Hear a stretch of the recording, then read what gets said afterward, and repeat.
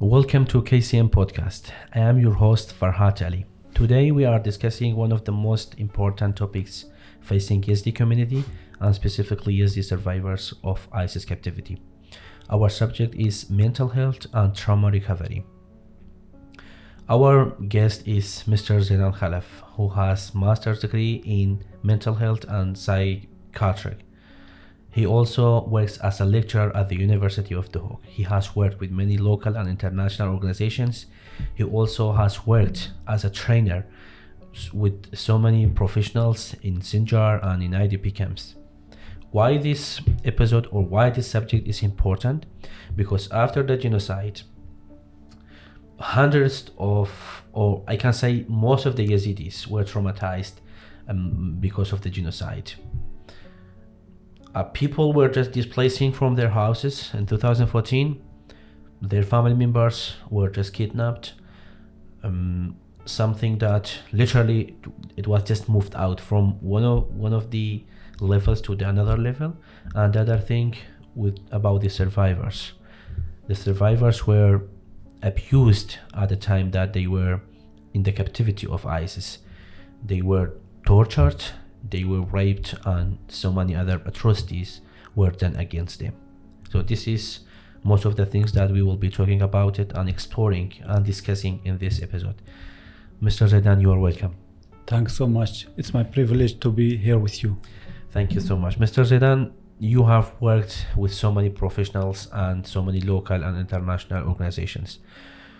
Like how Yazidi people face such trauma, and specifically the one who are right now living in IDP camps 10 years or maybe 11 years and living in IDP camps.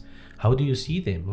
Do you think that they have gotten that recovery from the trauma that they had, or they are still in a state of trauma?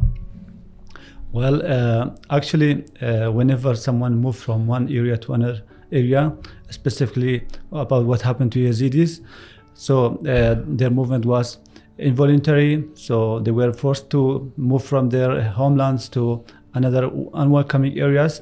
They crossed the borders, they go to the camps, and it was, we can say, it was a fully unfamiliar environment for them. So usually they were so traumatized because they lost a lot of family members, they lost so many people. They were hearing the stories of others that for example, their families were killed or kidnapped, and even sometimes they were calling some family members, they don't get them, they don't know anything about them. So all those things make them very traumatized, make them leave their homeland or their original areas.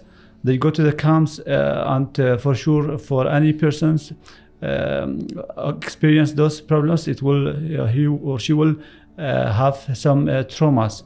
Mm-hmm. We can say that the situation was very hard for them, and also many we can say mental health problems were developed among them. Yes, I would come to that question, Mr. Zaidan. So what are the most common mental health issues faced by Yazidis right now or at that time? I mean, you've experienced with them, so what are the most common issues or mental health issues by Yazidis? Yes, actually we have some very initial or very urgent problems that usually happen with those people, and some other problems that will come at the end. So for the emergency problems that happen with them, usually they were traumatized. Those people were experienced a trauma. We called it a PTSD, which is a post-traumatic stress disorder, and anxiety, and then they developed depressions because they were new in a new environment. They were moved from their areas to another areas. So finally, they were developing some other mental health disorders. For example, we can say they developed depression. Mm-hmm. Some of we can say multiple reasons, or some different reasons. Mm-hmm. Some of them because they lost family members. Some of them they lost their properties, their financial resources. some of them, they were separated from their families. For example, the father or mother may go to another country, and the son may be here in a camp and with a new neighbors. So all those changes in their life was very hard for them. And of course, we may have some other mental health disorders, like somatic disorder, psychosis, as I said. But the most common one was PTSD, then anxiety, then depression, based on the researches. Mr. Zedan, we know that genocide affected so many people. Like you and I, we were also the victims of the genocide. But to be honest, like mostly children and women were affected by the genocide. And you know that 6,000 were just kidnapped by ISIS and they were in captivity, and still more than 2,500 are still missing. So how do you think and how women and children were affected by the genocide, and at the time some of them, specifically the survivors, at the time they were in the captivity of ISIS? You know, the human nature, they are very friendly, and especially the children, they develop some friendships naturally when they grow up. So children usually they trust each other very easily, and they trust the other people very easily, especially with the caregivers. When the mother or the father, for example, when the mom or the mother try to breastfeed them, they develop some kind, we call it in psychiatry, we call it attachment. So they develop attachment, they develop some friendship relationship as they grow up. But when those children they captured, they taken away from their families, for sure they will have some abnormal behaviors after that, because if they can't trust the caregiver, because the caregiver wasn't there, they left them alone, or because that wasn't under their control. For example, if the father is killed or the mom is taken and the child is taken by ISIS captivity, so that will be very hard. Some children, they try to cry as a sign of something that they don't want. Some of them they were unable to sleep. Some of them they don't eat. Some of them we can say they are silent. I have seen some cases of children, they don't speak for almost 1.5 year. So for the children, and while for the women, usually they start to cry, they start to scream, they were traumatized, they developed some signs of PTSD. So it was very hard of them to be taken away. After they came back from the ISIS captivity, it was so hard for them, because some of them they forget their original language. They were strangers in the community, but we know that Yazidi communities, they welcome them so much, they respect them so much, but they forget almost all their memories here. So it was so hard for them, but with the support of the family, support of the community and NGOs, they were again fine. So, Mr. Zedan, I would come to another question, which is, after these people or children, women, they were just rescued and they were liberated from the ISIS captivity, how did that affect their life? I mean, their daily life. So, for example, some of the male survivors, like they were like around 10 years or 15 years, then they were rescued. They came back, and also they were armed at the time that they were in captivity. Like ISIS were giving them some of the military lessons on how they can bomb themselves and how they can go to fight against the others. So how do you think that like this kind of people, or like these survivors, can be like treated, or like they can be dealt after the trauma that they had? Actually, when those people they captured by ISIS, They unfortunately they did brainwash for majority of them. They were joined some military groups there. Even they may have participated in some wars with the ISIS against other people. So I think it was very hard for them. Especially they forget everything about their previous life, and also they forget their families. Some of them they didn't know their families. So I think reintegrating those people in the community, it will need like a special skillful team to do that, and support of the family, and support of the community and government and NGOs as well. So those people usually develop a new relationship as they change with the ISIS. They can change and reintegrate again to the community if we have a safe and good environment for them. So usually for those people, they can join some support groups. We call it in mental health. They can join support groups. They can the family can try to take them to like a family visits or home visits to do with other people. They can go, for example, to know more about to learn again about the Yazidi culture. For example, as you know, they were taking some of them to Lalish to feel again that this is they are a part of this community. They have their own religion. They have their own culture. So through those things, and for sure there are many other things they can do to reintegrate those people to the community. Mr. Zidan, do you think that like having recreational activities such as going to sport activities, or such as taking them to some picnics, or maybe finding some job opportunities for them, don't you think that this activity would be somehow helpful for them? Yes. To just make them reintegrate in the community again? Sure. Usually in the NGOs we have we call it a child-friendly space. Usually the children they are coming together. Those traumatized children with the other children, they are joining each other in a groups, and a trained staff will dealing with them, and also they as we said, they have some recreational activities. They do some things. So they will spend some time in those centers. They will know new people, and they will integrate with the community those things, and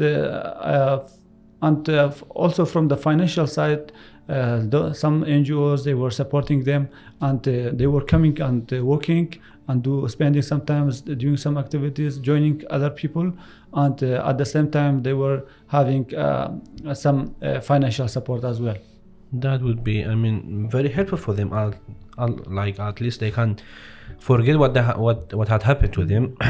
Exactly. Would be somehow an encouragement for them. Then also for the community as well, they can try to reintegrate them as well again for another time in the community, so that they don't feel that they are somehow strangers. As you said, that they were brainwashed, and then they come to a community which are Yazidis. Of course they were Yazidis, but after kidnapping them, and their life, their captivity with the ISIS, so many things were changed. So they came to the Yazidi community. What are these things? We don't remember anything. So reminding these things, reminding this memory would be very helpful for them, so that they can feel that they are also Yazidis, and they were just brainwashed in the community. Mr. Zidan, my other question would be, what are some misconceptions about trauma in the Yazidi community, and how can awareness help to address these issues? Globally, there are some misconceptions about trauma. So it's everywhere, unfortunately. So in Iraq, in everywhere, you can see some misconceptions about trauma, because we can see a little bit different than the medical field.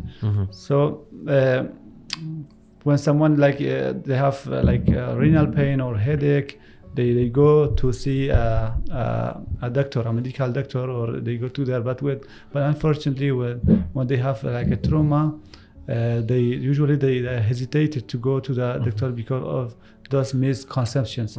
Some of the misconceptions that I can say, some people say that when they have trauma, that's mean they are weak persons, but that's incorrect. So everyone in the life may have traumas in the life, and also some of them they may think that the trauma has happened to them because they are bad people. Some of them they equate themselves with their traumas. They say that I'm a crazy person. I'm not ill. But this is a misconception, because they should feel that they are a persons, but they have a trauma. That's a very normal thing, and that's happened to them because of what happened to them. And any persons who experience those things may have a trauma. Also, when they got trauma, because they get some signs and symptoms, which is really difficult for them. So they think that they will have this trauma for their whole life. No, I can say, I can assure them that now in Iraq we have, in our country we have some mental health professionals, we have medications, we have trained staff. Unfortunately, it's far away from Sinjar, but they can go and ask for support, and they can return to their normal life. Also, the trauma is usually happening, and that doesn't mean that the trauma will stay for them. Some of them, they even don't need any medications or any support, because the human being, they usually have a coping mechanisms. So usually step by step they return to their normal life, but if they have a good environment. To comment on that, Mr. Zaidan, the whole Yazidi community who were living in Sinjar, and at the time that ISIS invaded Sinjar, attacked Sinjar in 2014, we were traumatized at that time. We had trauma, but of course there was some differentiation between us and the others, but like most of us at the time, we had trauma, and it was very complicated for us just to make sure that this is happening to us. Like for me and my family, we were at the mountain of Sinjar, and I was thinking that no, this is not real. This is not happening. We are not supposed to be here. We're supposed to be just at our house. So I'm sure that it's very complicated, and yes, it's very also important that you mentioned there are some like medication and other things that are provided. People can go there, and it's not a shameful thing. If you have anything, if you have a trauma, then just go. Yes, and ask for yourself. Yeah, and if we come to the second part of your question, how we can decrease this phenomena in our community. So usually, globally we can see, and it works for our community as well. Usually, the awareness raising sessions, it's very beneficial for those people.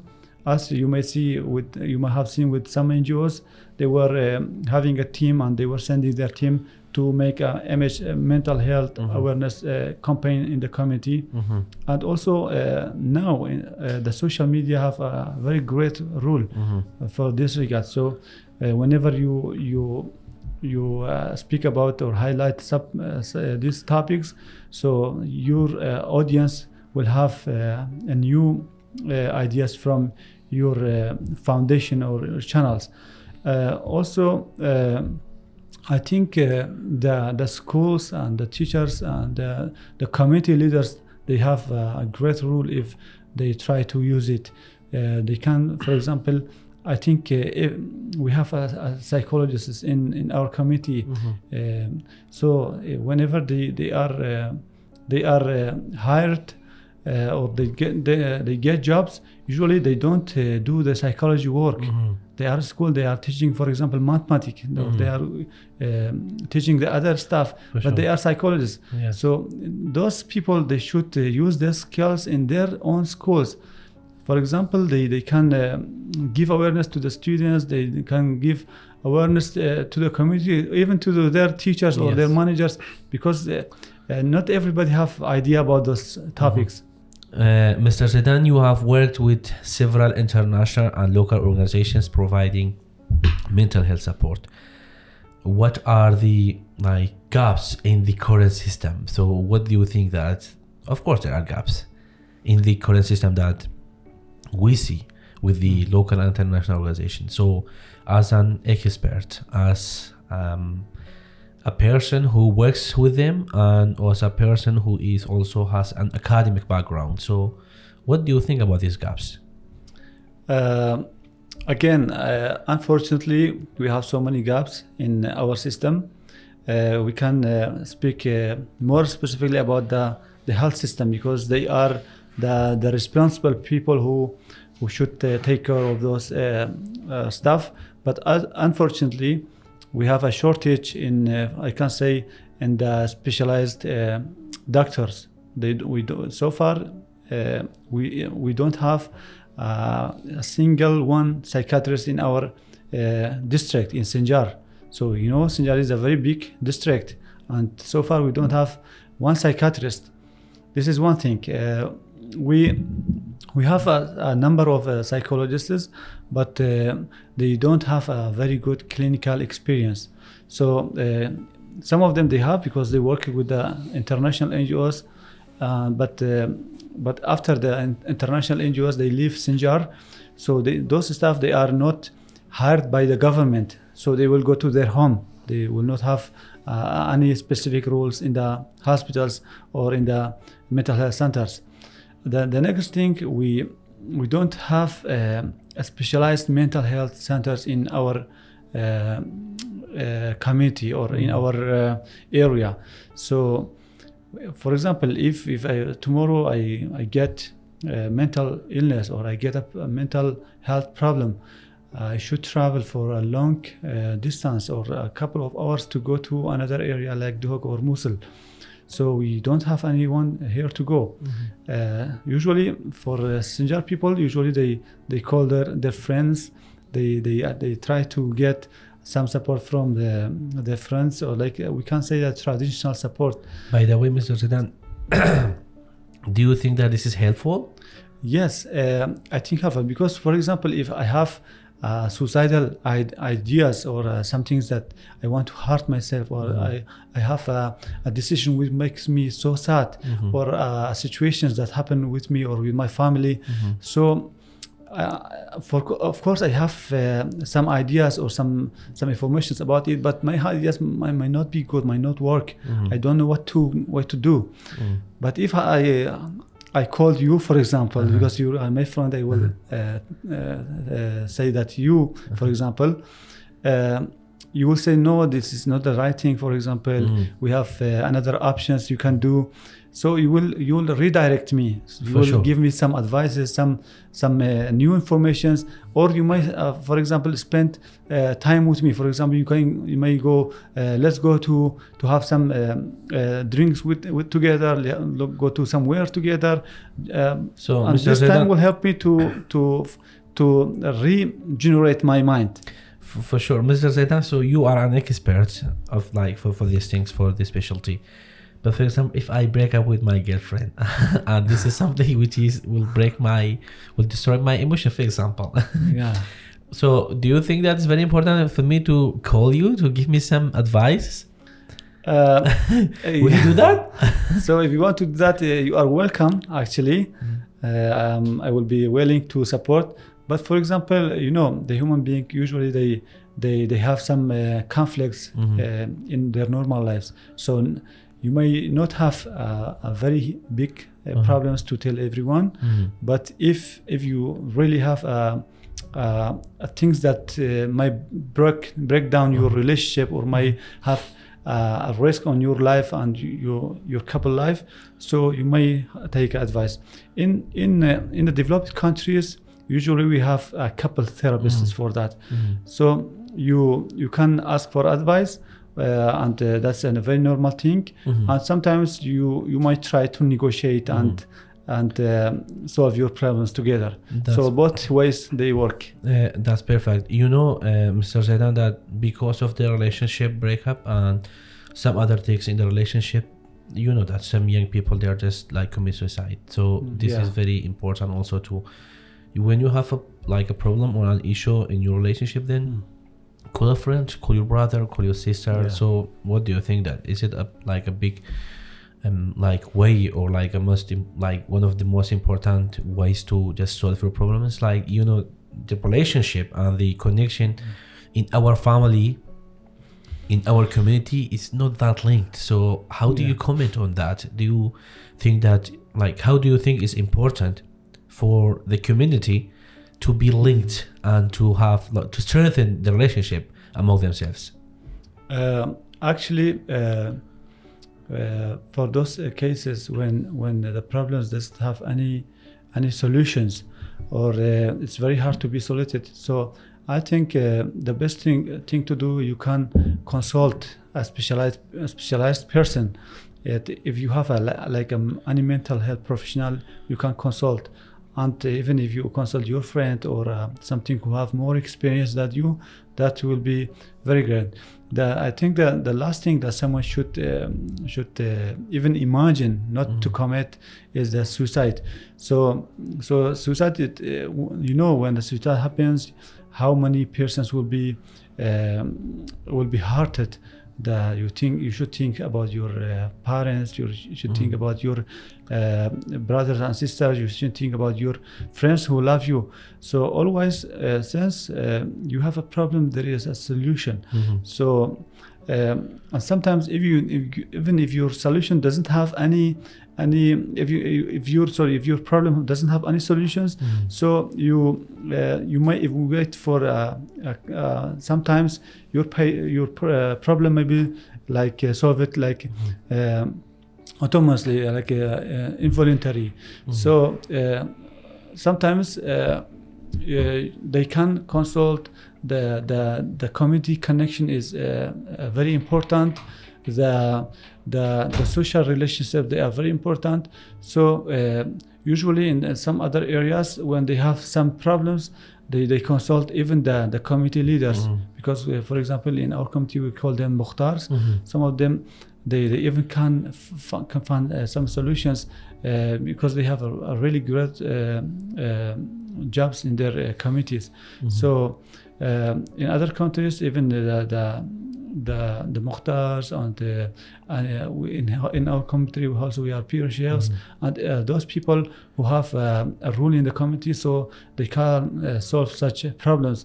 I think that's effective, and for sure if they have a problem, so they always try to seek for solutions, not to harm themselves.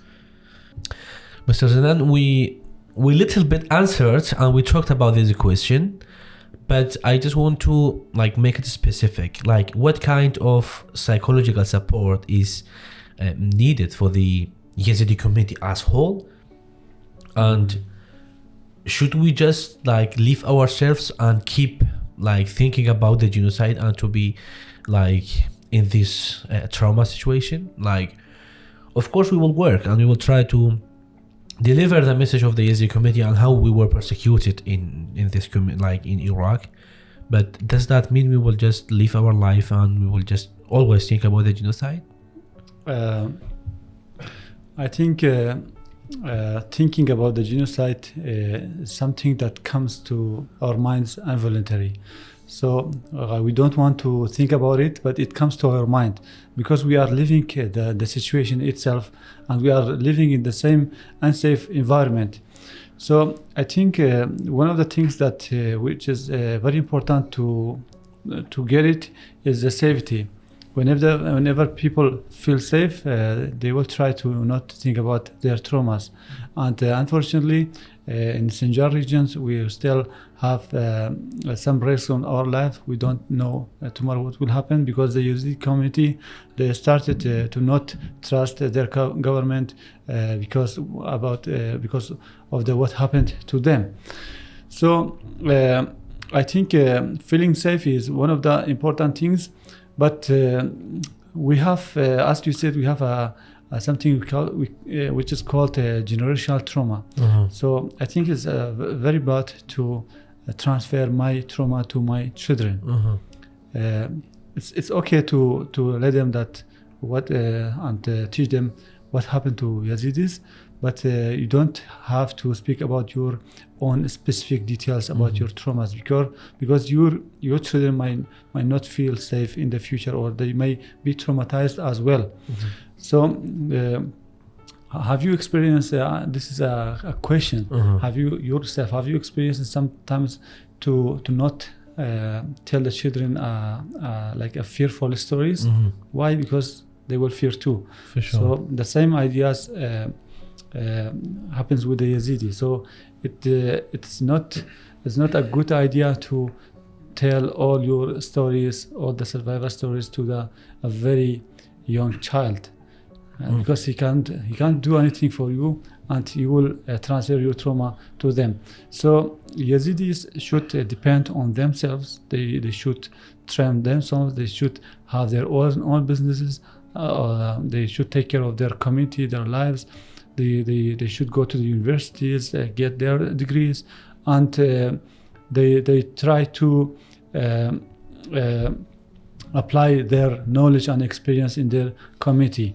So I think it's very hard to get all your personal life resources from outside of your region, because like the NGOs, if they came for 1 year or 2 years or a couple of years, they came and supported you, that doesn't mean that they will stay with you forever. So we should have our personal or our community staff who will be from our community and will stay here to serve the community. So depending on the external resources, it's not a very good idea, in my opinion. I am with you, and I also agree the opinion that you have. You can advocate for the case that you have. You can always deliver the message of your community, but you can't always think about the atrocities, about the massacres, about kidnapping people. I mean, it will just damage your psychology. It will just remind all the things that happened, and of course about the new generation that are coming to our world, and it will just also harm them in the future. So it's very important. Yes, and just let me add one thing more. So it's our rule to advocate for all people, to not try to not let the trauma and genocide happen again, and try to support our community and the survivors. But we should develop ourselves and look at the other perspectives of life. 100%, Mr. Zaidan. So we've talked about most of the things, most of the issues of mental health, trauma, and other things. So now I would come to another question, which is the role that you had as a trainer and giving the trainings about the social support, and you have given so many trainings about social support, about psychology, which I remember you were giving to some of the teachers in some of the places. So why do you think that it is essential for the community and for yourself as expert to build such expertise and such people to be a person who has that knowledge on how to solve the issue of social support, of when someone has a social support, when someone has a trauma, how to be treated? So why do you think it's essential to build such people, and how do you think that it will just benefit them? Yes, throughout my experience with the NGOs, I have trained, I can say, hundreds of of the teachers in Sinjar, and also they have So trained. good. A very good number. Yeah, and have also trained many of the local health staff, and also I have trained so many people from the local NGOs. So I think, as I said, building the capacities of the local people is very important, because for example, if you are a manager of the school and you are a teacher, and you have one child who have abnormal behaviors or have mental health problems, and you don't know what's happening, so this is a very big gap. So you should at least, I was giving them, so in my training I was giving them knowledge about at least the science of the mental health issues. How do you know that your student have mental health problem, or how you know he is not happy, or he is not participating well in the lecture? So you don't always need to treat your child, to beat them and to tell them go out because you are not participating in my lecture. For sure. So I think this is a very bad idea to treat your student, to let them go out because they are not participating, and you don't know about what's happening in their life or within their families. Maybe some of the students, they are beating them or treating them when they are coming to the school, or they were going to the homes. Even some of the tutors, they told me that some of our students, they were not coming to the school. After a couple of days, we know that the dogs are attacking them. Yes. And they were coming to school, they were screaming, they were feeling anxious. So it's very important for the teachers to think, or at least have a very simple knowledge about the mental health subject within the school. Okay, you are a mathematics teacher or English teacher, but it's very necessary to have some information about the mental health. And for the local health staff also, we're giving some mental health gaps because when for example a patient comes with money or some medical complaints, and at the same they were having, for example, some mental health patients as well. So you should try how to deal with those cases, how to know that this patient has psychosomatic problems, not only medical problems. So you at least know how to refer them. For sure. So I was trying to give them some information to those staff, and because they are the people who will stay here. Yes, for sure. The expat people, they will go to the other countries, work in other areas. So that was very important to have a local expertise in our community, and I think we should do more we should try to train more people and try to have more specialized persons. You can say psychiatrists, psychologists, and other professionals we should have, because if you travel always for your mental health problems or other problems to another governments, that will causes you a lot of financial problems. You will feel tired on the way. You might not get the things that you want. So it's very important to have a local expertise team. So I will just step you on the point of students and how they are, like some of them would, for example, they are bullied in school by their friends. And the other thing, we don't see like a teacher which is specialized in psychology in our school, which is a big problem. I think they have recently like appointed some of the teachers, but I think like in the prior time, like literally there was no teacher at the at one of our schools in Sinjar, and so many students were just like leaving, and they were just dropping out from the school, and like there was no one who can give them advices, and there was no one who could give them like the way of life, the way of how they can be treated by their friends and other students, at the school. So how do you think it's important for the schools to have a person or to have a teacher which is specialized in psychology or social psychological support? I think having such person or such teacher, it will have a crucial role in the school, because in the school we have very tall students, we have very short students, we have a muscly students, we have a very weak persons.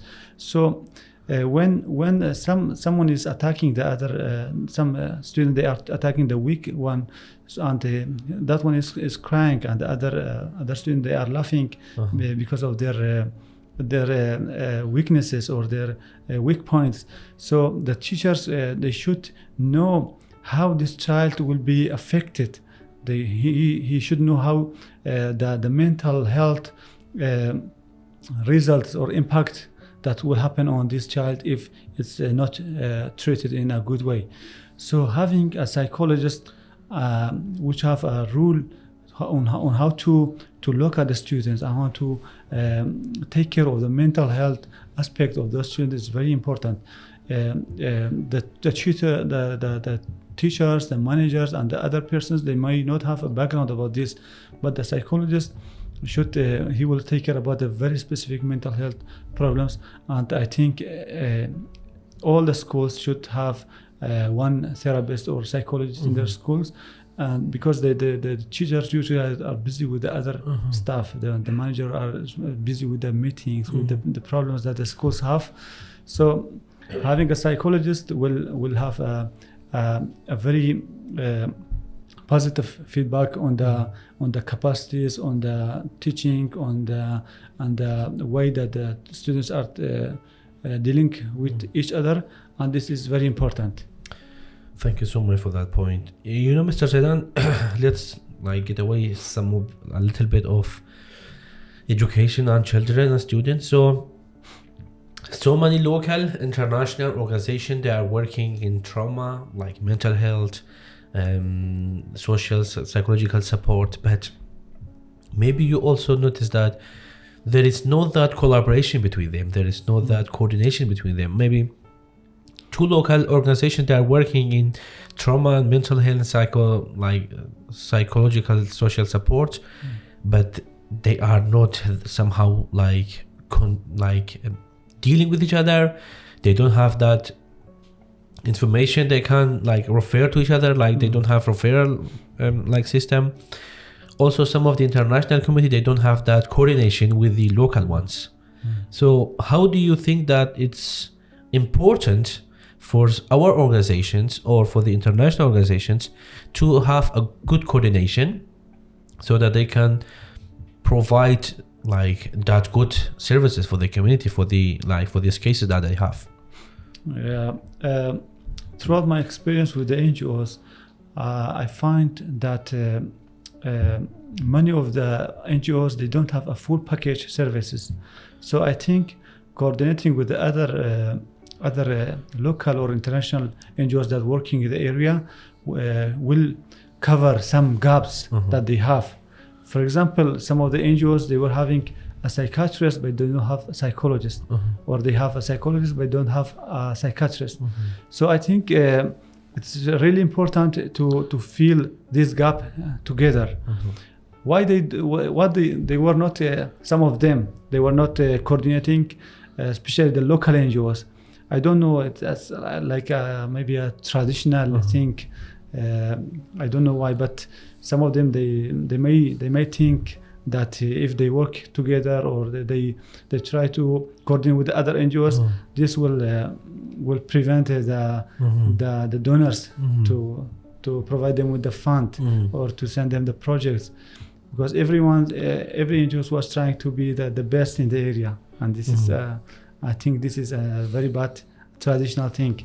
So all the NGOs should think that they are there to serve the community. So whenever if you have any shortage in your services, it's very normal to go to another NGO and say, for example, I am Farhad or I am Zidan. We have those services, but we don't have this thing, we don't have this stuff.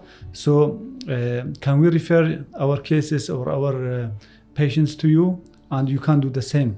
So I think working together is a very vital thing to do together. No, this is the point, that having coordination, having that collaboration between the community themselves, between the local and international organization, it's very crucial, because all of you guys have taken the projects from the donors to serve the community. Yes, exactly. So work together to be one hand to serve the community. Yes. We have like the victim, which are the community, and then you are the one who would help them. So be one hand and just help them. So this is the point. I mean, it's very important to be one hand and to have a good coordination between like among yourself. So, Mr. Zaidan, we almost like covered most of the things, but like we want this thing should be how like more developed, would be somehow more improved, like in our daily life. So how like government, NGOs and like international community, how they can play a role that they can improve the mental health for the Yazidi community. Like, I mean, maybe the things that is being done right now for the community, for the Yazidi community, is not enough. So what the community, like the government, local, international community organizations, they can play a role to improve the mental health for the Yazidi community. What do you think? Well, I think in every country the government is the first hand who support their people. But unfortunately in Iraq, what happens to our government, what happens to our people. It's clear. So it's clear to everyone.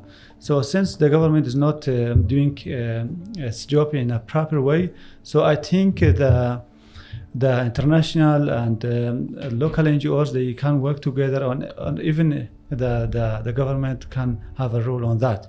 So I think they should work together to have a sustainable projects or solutions for those community. They can build mental health centers. They can train the local staff. They can try to send more projects to the local NGOs who work in the area. They can support the social media. They can send the staff to specific trainings, maybe outside the country. And I think one of the other things that the international government can do for the Yazidi community is also try to there is thousands of traumatized Yazidis who left Iraq and went and crossed the borders and spent all their monies, their lives, the risk of their lives to go to outside the other countries to just have a feeling of safety again. So unfortunately, thousands of Yazidis, they are still in the other countries. We can say in the European countries, they are waiting for the asylum. So I think they can support them with giving them the asylum in their countries, because they can't go back again here. They don't feel safe here. So they can help them with the asylum. And I think one of the good things that the Germany and France and Australia did for the Yazidis, so they bring Germany. I know that they bring over than 1,000 Yazidis to Germany, and Australia take like thousands of Yazidis, and France did the same thing. So there are many traumatized Yazidis. They don't have the basic life needs here. So and they want to rejoin their families. So if they can support them to bring another numbers of Yazidis to the outside, that will be so perfect. Yes, for sure, Mr. Zaidan. I mean, for the international government communities, whatever they can do, it's very important for us because we have nothing, and we all know that how we were neglected and ignored by the Iraqi government. So it's very clear. And also one of the things that which is very important that I forget is the accountability of those crimes that happens to Yazidis. So I think one of the things that the government should bring justice to what happened to the Yazidis and international protection. So those things are very important for the Yazidi communities to feel safe again in their homeland. That's a very good point that you mentioned, and we have seen recently that some of the countries they are just holding some of the members of the ISIS accountable of what they had done to the Yazidi community.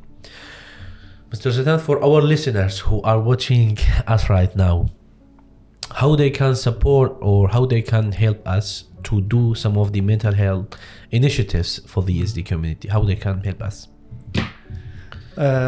Actually, from my point of view, I think they can do some donations. They can refund some of the projects for Yazidis in Sinjar.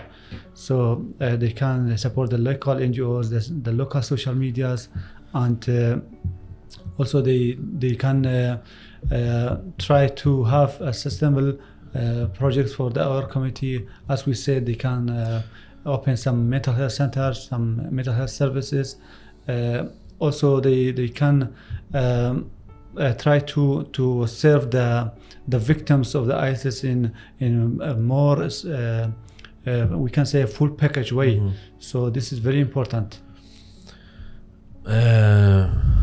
So many things are important. So many things that are not important are being done in our community. Yes. So many things that are important, but they are not being implemented in the ground. So we mostly covered everything, Mr. Zaidan. So what's your message to the Yazidi survivor who are still struggling with the trauma right now today? Actually, personally, I'm proud of those survivors because of some reasons. From the religious side, they are really great because they were in captivity of ISIS, and they were very traumatized. They were taken away to other countries, but because they love their ethnicity and their community, they take the adventure again, and they try to come to their homeland, to have their culture, to have their religion again. This is one thing. The other thing, I think they are very brave people because they overcome a very tragic trauma. They were very traumatized.